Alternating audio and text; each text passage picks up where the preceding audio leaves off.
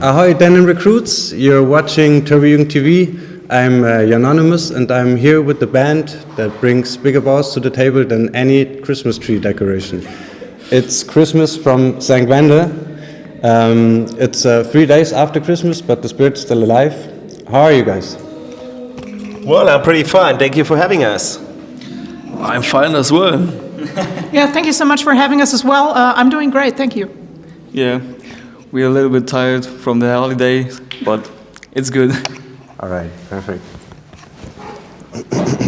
Actually, you can keep that. I have my own mic. Max, at what age did you realize you can scream at an audience and really connect with them? Well, I started a band in 2010, and probably a few years later I recognized I can do this. All right. What do the other members of Christmas think about the Turbojugend? Like, do you have any funny or hilarious stories you can share? Actually, I'm not a member of the Turbojugend, but I think there's many nice people in there, and I like the band as well. So I'm also not part of Turbojugend as well. I remember the first time I ever heard of that fan club, I was really surprised because I didn't know anything about Turbo Negro and I didn't know the gravity that that band had towards its fans. So when I first heard of that fan club, I was really surprised, and then I met all of these people after a while, and I figured that some of them, or actually the fan base in its entirety, is actually pretty cool. So I'm not part of the Turbojugend, but I think the community as well is pretty cool. Yeah, there's nothing much to say there anymore, but it's always fun to play at Turbojugend parties, and it's always a good party. You get always smashing like beer in your face, and when you're playing, the micros are thrown away, and you're just close to the people, you know. And yeah, I like that. I love that. There's a special connection with the Turbojugend, I guess.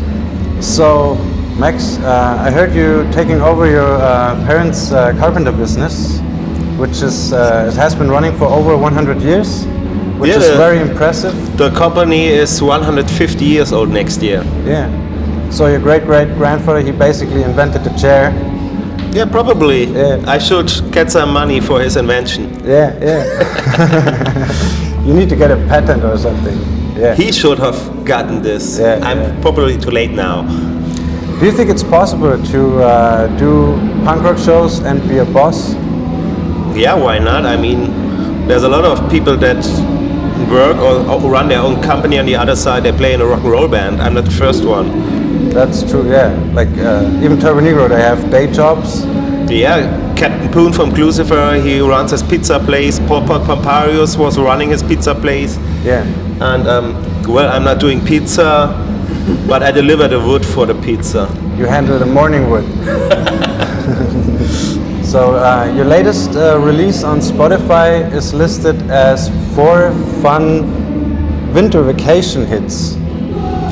I saw that. A real Christmas album. I took a screenshot, but it's not from us. Yeah, it's a real Christmas album. Obviously not from you guys. It also has 8 or 9 tracks, not 4. What happened there? Well, around December, for any reason, many Christmas releases appear.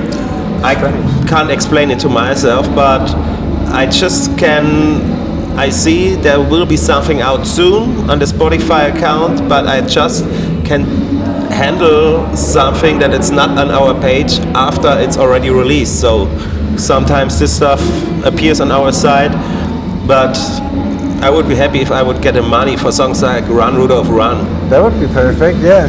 So you already see in advance that something's being posted, but it's not from you? Yeah, pretty much like a week before. All right.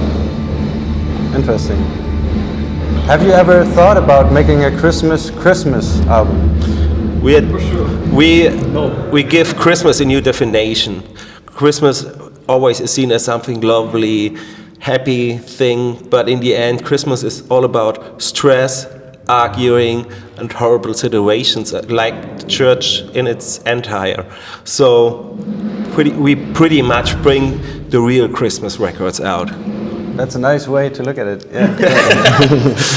Sometimes I have to capitalism. Sometimes I have to explain myself to the world, and then the world is understanding that I am right and the world was wrong all over the years. Yeah. Over 2,000 years of being wrong. Max Motherfucker is coming to Earth and bringing the reality, showing the reality to the people. You heard it here first? The Messiah. Our Messiah, yeah. That's true. So, the lights in the sky all over the world, are those Christmas lights to celebrate your new release, Fear of Romance, or are those just aliens? I think it's aliens. I think it's aliens. Yeah? I think Vicky is an alien as well, so we asked Dave. I think it's not aliens, I think it's just UFOs. All right. Max, you've been singing for Reagen Youth for a while, and you even have been working on a new record with them. But then you quit the band on stage. What happened? Well, if I tell all the story, we probably shouldn't do an own interview about 2 hours for its own. It's a pretty long story. But the first tour was amazing. The second tour, Paul Bekia, the guitar player, he died a few weeks ago. Yeah. I think he had a drug problem all over his life, and the period of our second tour was pretty difficult, and things didn't fit together, let's say it like this. All right. And everything went really crazy when we played a pretty packed show in Brussels, and it was just way too much that time. So I said, before we already agreed that after the tour, I'm out. I didn't like the lyrics he was taking to the studio, and I said, these lyrics are shit. I'm not going to be the one who's singing it. And so we agreed, okay, we finished the tour with the classics, and everything went crazy, and it was finished like 3.5 shows before the tour was over. All right. Yeah. Well, shit happens. Yeah. Or things happen. Yeah. Yeah. But in general, I'm pretty happy to have had the experience to be the singer of Reagen Youth. Yeah, I can imagine. Yeah, it's an old, very known classic punk band. The guys in Agnostic Front told me that Reagen Youth invented New York hardcore, so Oh, yeah? I'm happy to have been a later part of the inventors of New York You hardcore. contributed something along the way. Yeah. Yeah. Awesome. So, what's the most chaotic or funny thing ever happened to you while being on tour? Let's start with these guys.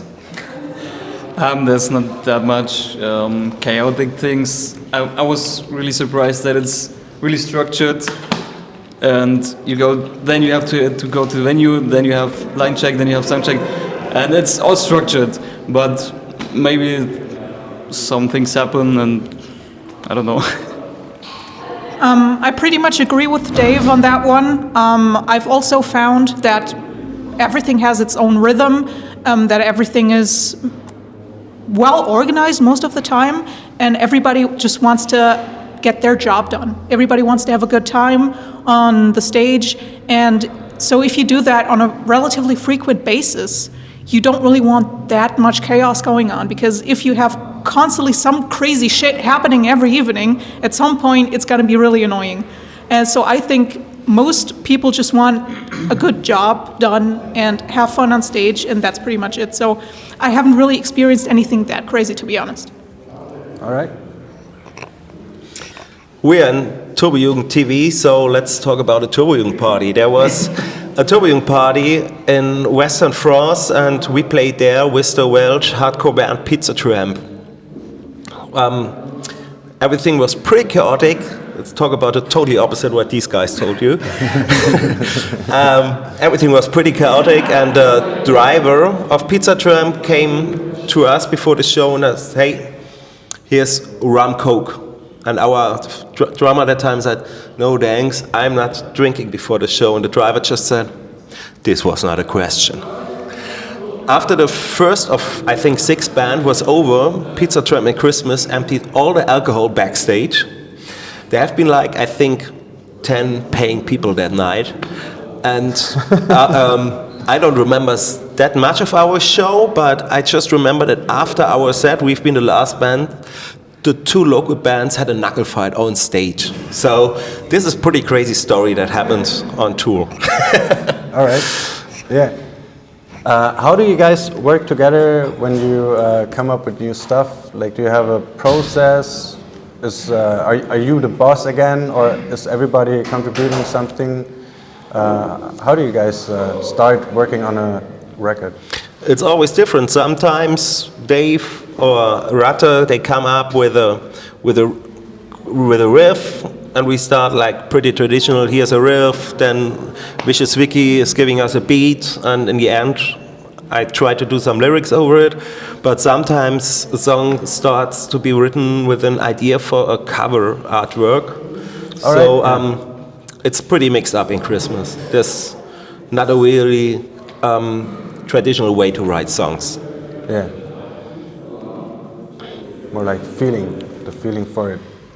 I'd not directly say the feeling like that. Sometimes it's the feeling for a riff, but sometimes it's just the idea of a title for a record, or the title for an EP, or the cover idea.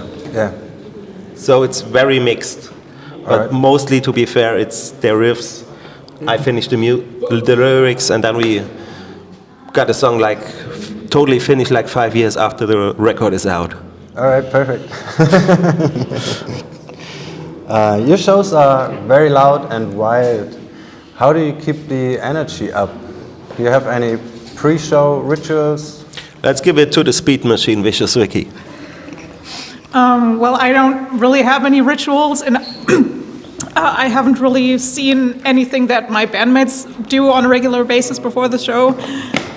Also, it's mostly those 3 who keep up the energy during the show. Because I'm mostly just in the back, busy playing drums, so I don't run around on stage. But these 2 are really keeping up the energy on the stage, so maybe they're more qualified to comment on that. I'm just doing like, I don't recognize I don't look that much on what I play. I just want to go through. I want to come up with the audience. I just want to punch up everything and just smashing in the bass, and that's like the energy. We're just having fun, you know. It's just fun. Yeah. Yeah. There's no special rituals before the show, I think. I don't know. Drinking? Yeah, maybe drinking water. I don't know. Yeah, but she said that she has nothing to do with the energy on stage. She's telling us how fast to play the songs. If she's tired, if she's boring, if she's stoned, the band sucks. So it's, in the end, it's all about her energy that gives us the energy to give you to the audience. So she's the reason. If the show sucks, she's the reason. If the show kicks ass. Always pick the youngest person. Yeah, sure. It's their fault. Yeah, you can hit on them. Yeah, that's right. The newbies. All right, if you could have a candlelight Christmas dinner with any person, dead or alive, who would it be? He's very romantic. I think the person is Blümchen. All right. Or my girlfriend. Sorry, of course my girlfriend. Love you. I would take Lemmy Kilmister because it's a big guy for me, and I just want to kill Jack Daniels with him together, 2 bottles or 3 bottles, and that's it. Yeah, it would also be his birthday on Christmas. I know, yeah, that's right. Good choice. To be honest, I can't really think of anybody. No, I'm sorry, I'm blank. We need to hurry up. There's a Christmas dinner in like 10 minutes, I think. Yeah, there is one, right? Yeah. We call it catering. Yeah. I know, you guys, you have to eat. So let's do the last question. No hurry.